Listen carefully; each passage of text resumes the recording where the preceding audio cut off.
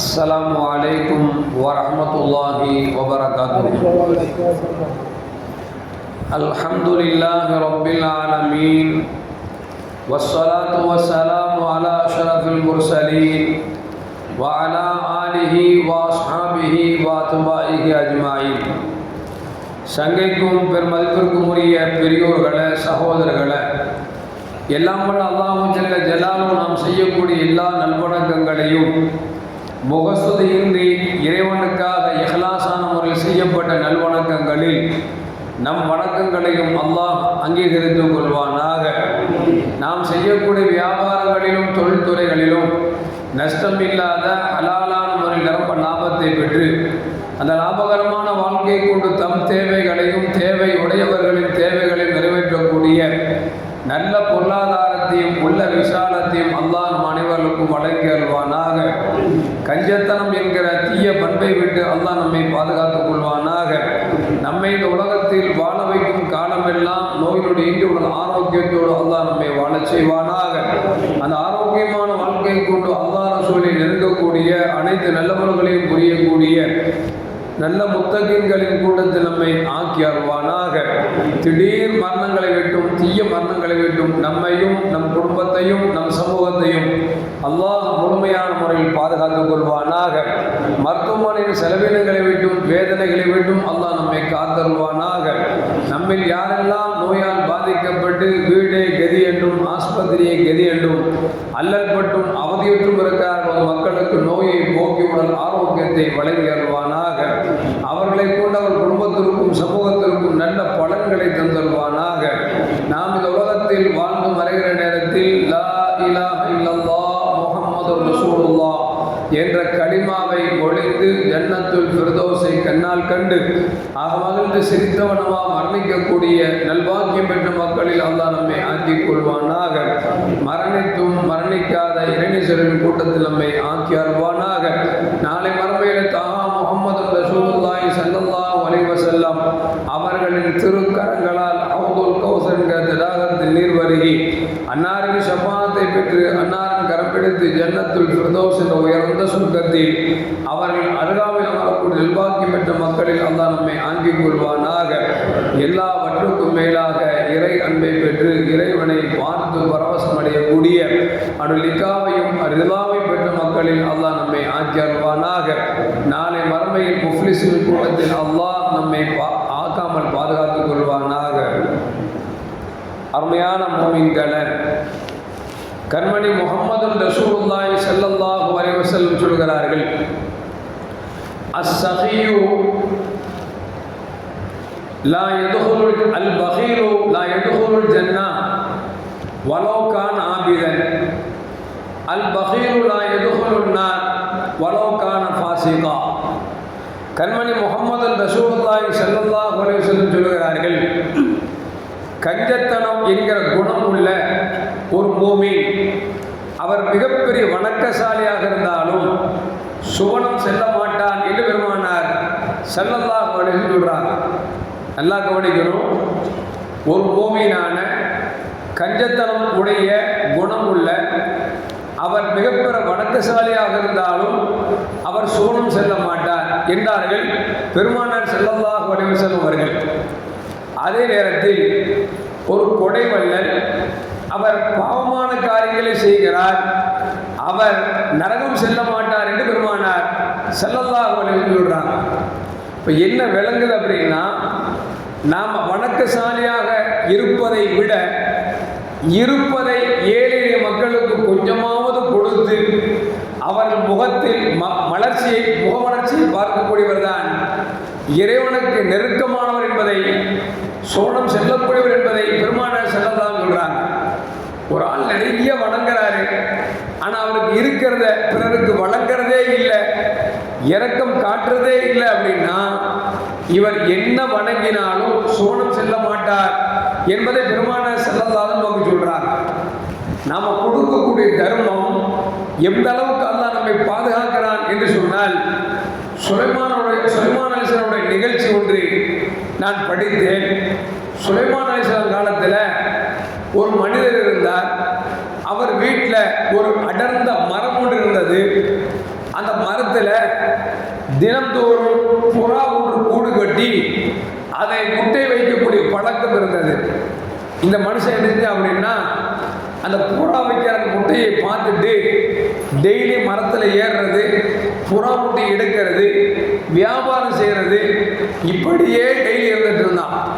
அது புறா சுலைமான் நபியிட்ட போய் சொல்லுச்சு, சுலைமான் நபி அவர்களே, என்ன இந்த மனுஷன் நான் குஞ்சு முடிக்கிறதுக்காக என்னுடைய இனத்தை பெருக்குவதற்காக தினந்தோறும் முட்டை வைக்கிறேன், அவன் எடுத்து எடுத்து வியாபாரம் செஞ்சு அவன் பொருளாதாரத்தை வளர்த்து கொண்டே இருக்கிறான், என்ன அநியாயமாக இருக்கிறது, நீங்கள் கேட்க மாட்டீர்களா என்று சொல்லி சுலைமான் அலைஹிஸ்ஸலாம் அவங்கள்ட்ட அந்த புறா முறையிட்டுச்சு. உங்களுக்கு எல்லாம் தெரியும், சுலைமான் அலைஹிஸ்ஸலாத்தை பொறுத்த வரைக்கும் மிருகத்தினுடைய உயிரினங்கள் பாசை அவர்களுக்கு அல்லாஹ் கற்றுக் கொடுத்திருந்தார். இப்போ இது இப்படி சொன்ன உடனே சுலைமான் அலைஹிஸ்ஸலாம் செஞ்சாங்க அப்படின்னா அந்த மனுஷனை கூப்பிட்டு, எப்பா உன் வீட்டில் அடர்ந்த மரம் இருக்குது, மரத்தை தன்னுடைய பாதுகாப்பான இடமா நினைச்சு புறா கூடு கட்டி அதில் முட்டை இட்டா அந்த முட்டை எடுத்து நீ வியாபாரம் செய்யப்பா, புறா ரொம்ப வருத்தப்படுதுப்பா, தயவு செஞ்சு இப்படிலாம் செய்யாத அப்படின்னு சுலைமான் அலைஹிஸ்ஸலாம் பல தடவை கூப்பிட்டு வாணிங் பண்ணாலும் அந்த கேட்குற மாதிரி இல்லை. ஏன்னா பொதுவாக லாபம் வர்றது லாபத்தை பார்க்கறதா ஒரு நபியின் பேச்சை கேட்கறதா அப்படின்னா மனுஷன் லாபம் கிடைக்கிறதான பார்ப்பான். அந்த சுலைமான் நபி பேச்சை கேட்கவே இல்லை. சுலைமான் அலைஹிஸ்ஸலாம் பார்த்தாங்க, இது என்னடா இப்படி டெய்லி பண்ணிட்டு இருக்கிறான், புறாவும் டெய்லி நம்மள்கிட்ட முறையீடு செஞ்சுட்டே இருக்கு அப்படின்னு சொல்லிட்டு 2 ஜின்னை கூப்பிட்டாங்க. வாப்பா, இவன் சொன்னா திறந்துற மாதிரி தெரியல, புறாவும் போனா போது வர்ற மாதிரி தெரியல, அதனால புறாவுக்கு நியாயம் கிடைக்கும், நீங்க போய் 2 பேரும் அந்த மரத்துக்கு கீழே நின்றுக்குங்க. பொதுவா ஜின்னை பொறுத்த வரைக்கும் ஜின் என்றாலே கண்ணுக்கு அப்பாற்பட்டது, நின்றா நமக்கு தெரியாது. சில பேர் இன்னைக்கு ஜின்னை வச்சுக்கிட்டு நான் வேலை பார்க்குறேன்னு சொல்லிட்டு இருக்கிறாங்க, அப்படிலாம் கிடையாது. இப்போ ஜின்னை அல்லாஹ் சுலைமான் அலைஹிஸ்ஸலாமுக்கு வசப்படுத்தி கொடுத்தான். அந்த ஜின்னிட சொன்னாங்க, மரத்துக்கு கீழே போய் நில்லுங்க, அந்த ஆள் முட்டெடுக்க வந்தான்னா அந்த ஆள் கவட்டி 2ஆ பிளந்து கிழக்கில் ஒரு பக்கம் மேற்கில் ஒரு பக்கம் தூக்கி போட்டுருங்க அப்படின்னு சொல்லி சுலைமான் அலைஹிஸ்ஸலாம் உத்தரவு கொடுத்தாங்க. அந்த 2 ஜின்னும் மரத்துக்கு கீழே போய் நின்றுச்சு. அந்த ஆள் வர்ற வழியில் ஒரு பிச்சைக்காரன் வந்து, ஐயா எனக்கு பசிக்குது, ஏதாவது சாப்பிட கொடுங்களேன் அப்படின்னு உடனே வந்த வேலையை விட்டுட்டு வீட்டுக்குள்ளே போய் வீட்டில் இருக்க ஒரு ரொட்டியெல்லாம் எடுத்து அந்த ஏழை பிச்சைக்காரனை கொண்டு கொடுத்து சாப்பிட்டு மகளை வச்சு அனுப்பிட்டான். அனுப்பின பிறகு திருப்பி அந்த முட்டை எடுக்க வர்றான். 2 ஜின்னு இருக்குத, போய் காலை பிடிக்கலான்னு போனால் அல்லாஹ் உடம்புக்கு என்ன அப்படின்னா அந்த 2 ஜின்னையும் மலக்குமார்ட்ட சொல்லி தூக்கி ஒரு ஜின்னை கிழக்கு பக்கத்துலையும் இன்னொரு ஜின்னை மேற்கு பக்கத்துல தூக்கி வீசிட்டு சொல்லி அல்லாஹ் மலக்கிற உத்தரவிட்டான். ஏன்னா படைப்பிடங்கள் மிக பிரம்மாண்டமான படைப்பு மலக்குமார்கள், ஜின்னெல்லாம் அதுக்கு பிறகுதான் 2 தூக்கி போட்டாங்க. திருப்பி பார்த்தா அந்த புறா வந்து சுலைமான் நபியிட்ட முறையிடு, என்னங்க நான் டெய்லி சொல்லிகிட்டே இருக்கிறேன், அந்த ஆள் எடுத்துகிட்டே இருக்கிறான், நீ கண்டுக்கவே மாட்டீங்களா அப்படின்னு சுலைமான் நபி சொன்னாங்க, நான் தான் 2 ஜின்னு ஏற்பாடு பண்ணி அவன் வந்தா கவட்டையை கிழிச்சு கிழக்கு பக்கம் ஒரு மேற்கு பக்கத்தையும் வீசிட்டு உடனே என்ன போடலை அப்படின்னு சொல்லிட்டு அந்த ஜின்னை திருப்பி கூப்பிட்டாங்க. எப்பா வா அப்படின்னா அந்த 2 ஜின்னு வந்துச்சு. என்ன ஒன்றா மரத்துக்கு நிற்க சொல்லினேன், அந்த ஆள் முட்டை எடுக்க வரும்போது அந்த ஆள் கவட்டையை கிழிச்சு தூக்கி போட சொல்லினேன், ஏன் போடலை அப்படின்னு அந்த 2 ஜின்களும் சொல்லிச்சான், சுலைமான் நபி அவர்களே நாங்கள் ரெடியாக நின்றோம், அந்த ஆள்கிட்ட வரும்பொழுது முட்டை எடுக்க வரும்பொழுது ஒரு பிச்சைக்காரன் சோறு கேட்டான் பசிக்குதுன்னு, அவனுக்கு வீட்டுக்குள்ளே போய் வீட்டில் இருக்கிற ரொட்டி பதார்த்தம்லாம் எடுத்து கொடுத்து அவனை சாப்பிட வச்சு மகிழ்வு அவனுடைய ஆனந்தத்தை பார்த்து அவனை அனுப்பிட்டு திருப்பி வந்தான். நாங்கள் காலை பிடிக்கிறான்னு போனால் எங்களை மலக்குமார் பிடிச்சி கிழக்கு ஒரு பக்கம் மேற்கில் பக்கம் தூக்கி போட்டாங்க, நான் என்ன செய்யறது அப்படின்னு சொல்லி 2 ஜின்னு சொல்லிச்சான். எதுக்கு சொல்ல வர்றேன் அப்படின்னா, ஒரு சுலைமான் நபி ஜின்னுக்கு உத்தரவு விடுறாங்க தூக்கி பிடிச்சி போட அப்படின்னு. ஆனால் அல்லாஹ் என்ன உத்தரவு போடுறான், ஒரு பசித்த வயிற்றுக்கு சோறு போட்டு அவனை தயவு செஞ்சிடாத, அடிச்சிடாத, அவனை கொண்டுடாத, அவன் மீது அருள் இருக்குது அப்படின்னு சொல்லி அல்லாஹ் அவனை பாதுகாக்கிறான் அப்படின்னா கொஞ்சம் யோசிச்சு பார்க்கணும். ஒன்றுமில்ல, இப்ராஹிம் அலைஹிஸ்ஸலாம் வீட்டில் உட்கார்ந்துருக்கிறாங்க. ஒரு பசிச்ச தாகிச்ச ஒரு ஆள் வந்து சூரியனை வணங்கக்கூடியவர், அவர் தண்ணி கேட்கிறாரு. சுலைமான் அலைஹிஸ்ஸலாம் ஏகத்துவத்தை எடுத்து சொல்வதற்கு வந்தவங்க தண்ணி கேட்ட உடனே இறக்கப்பட்டு தண்ணியை கொடுத்தாங்க. அந்த தண்ணியை வாங்கின மனுஷன் அந்த சூரியனுக்கு நமஸ்காரம் பண்றார், தண்ணியை ஊற்றி சூரியனுக்கு நமஸ்காரம் பண்றார். இப்ராஹிம் அலைஹிஸ்ஸலாம் பார்த்தாங்க, நானே ஏகத்துவத்தை சொல்ல வந்திருக்கிறேன், படைச்சவன் அல்லாஹ்னு வந்திருக்க சொல்ல வந்திருக்கிறேன், நீ என்னன்னா சூரியனை படைச்ச அல்லாஹ் வணங்குறத விட்டு போட்டு சூரியனை வணங்குறியா அப்படின்னு சொல்லி கொடுத்த தண்ணியை படிச்சு பிடிக்கிட்டான். கொடுக்கணும்னு அல்லாஹ் கேட்டான், இப்ராஹிம் அலைஹிஸ்ஸலாம் அவர்களே, அந்த ஆளுக்கு வயசு என்ன தெரியுமா, 90க்கு மேல் ஆயிடுச்சு. இதுவரைக்கும் என்னை ஒரு நாள் கூட அல்லாஹ்னு கூப்பிட்டதில்லை, என்னை வணங்கினதில்லை. ஆனால் இதுவரைக்கும் அந்த ஆளுக்கு ஒரு தண்ணீர் கூட கொடுக்காம இருந்தது இல்லை. உங்கள்கிட்ட தாகடிக்குன்னு சொல்லி அவன் யோசனை வந்த உடனே உங்க வீடை காமிச்சது நான் தான். வீடை காமிச்சு தண்ணி கேட்டா தண்ணி அவன் வாங்கி சூரிய நமஸ்காரம் பண்ணனால தண்ணியை கொடுக்குறீங்க அப்படின்னா இது தப்பான காரியம், தண்ணியை கொடுக்குன்னு சொல்லி இறைவன் சொன்னான் என்கிற நிகழ்வும் வரலாற்றில் பதிவு செய்யப்படுகிறது என்று சொன்னால், அருமையான மூமின்களே, பசித்தவர்களுக்கு தாகித்தவர்களுக்கு தண்ணீர் கொடுப்பதும், பசித்தவர்களுக்கு உணவு கொடுப்பதும், கடன் ஏற்பட்டு வாழ்க்கையில் சிரமப்படக்கூடியவர்களுக்கு கடனை அடைப்பதற்கு முயற்சிப்பதும், ஏதாவது தேவை என்று சொன்னால் முடிந்தால் நாம் தேவை நிறைவேற்றுவதும், நம்மால் முடியாவிட்டால் அதற்கான வழிகளை காமித்து கொடுப்பதும் இறைவனுக்கு ஆகச் சிறந்தது என்பதைத்தான் நபிகள் நாயகம் ஸல்லல்லாஹு அலைஹி சொன்னாங்க. ஒரு கொடை வள்ளல் அவன் பாவியாக இருந்தாலும் அவன் நரகம் போக மாட்டான், எங்கதான் போவான், சொர்க்கம் போவான். ஒரு கஞ்சன் மிகப்பெரிய வணக்கசாலியாக இருக்கிறான், ஆனால் அவன் எங்க போக மாட்டான், சொர்க்கம் போக மாட்டான்னு ரசூலுல்லாஹி ஸல்லல்லாஹு அலைஹி சொல்றான். சொர்க்கத்தையும் நரகத்தையும் தீர்மானிக்கக்கூடிய செயல்களில் மிக உகந்தது என்னச்சுன்னா, நமக்கு கொடுத்த பொருளாதாரத்திலிருந்து நாம் ஏழை மக்களுக்கு கொடுப்பதுதான் சாலச்சிறந்த என்பதை நபிகள் நாயகம் ஸல்லல்லாஹு அலைஹி சொல்றார். சஹாபாக்கள் காலத்தில் எந்த அளவுக்கு இருந்திருக்கிறாங்க. ஒரு நிகழ்ச்சி ஒன்று படித்தேன். ஒரு சஹாபி, கஷ்டப்படுற ஒரு சஹாபி, அவங்களுக்கு ஒரு ஆட்டு தலையை ஒரு ஆள் சமைச்சு வந்து கொடுக்குறாரு. அந்த சஹாபி வாங்கி பார்த்துட்டு நம்மளாவது 2 நாள் தான் சாப்பிடல, அந்த சஹாபி 4 நாள் சாப்பிடல அப்படின்னு சொல்லிட்டு அந்த வீட்டுக்கு அவர் கொடுத்து விடுறார்.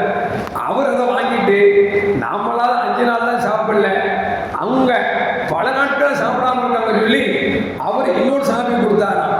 இப்படி இந்த ஆட்டுத்தலை மாறி மாறி 7 வீடை தாண்டி கடைசி 8வது யாருக்கு வருதுன்னா, ஃபர்ஸ்ட் யார் வீட்டுக்கு வந்துச்சோ அவருக்கு வீட்டுக்கு வந்துச்சான்.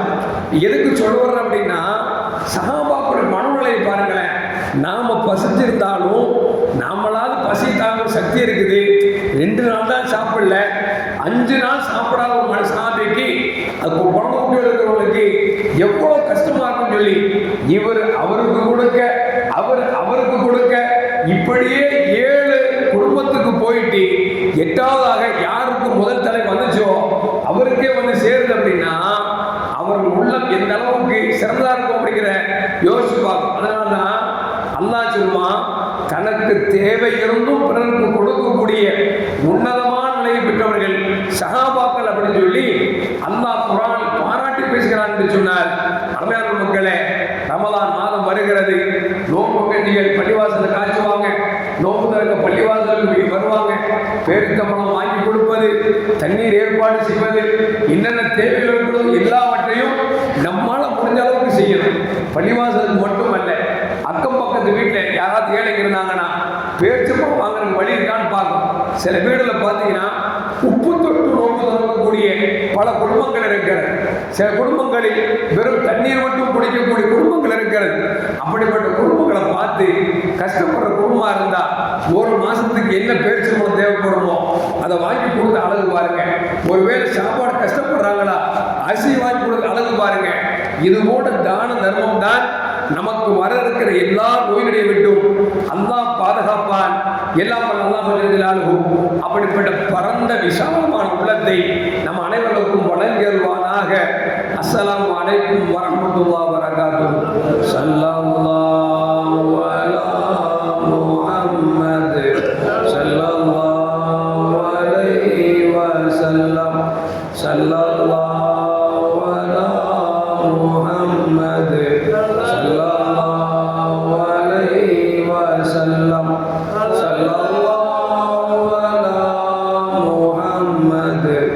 या रब्बी सल्ली अलैहि वसल्लिम।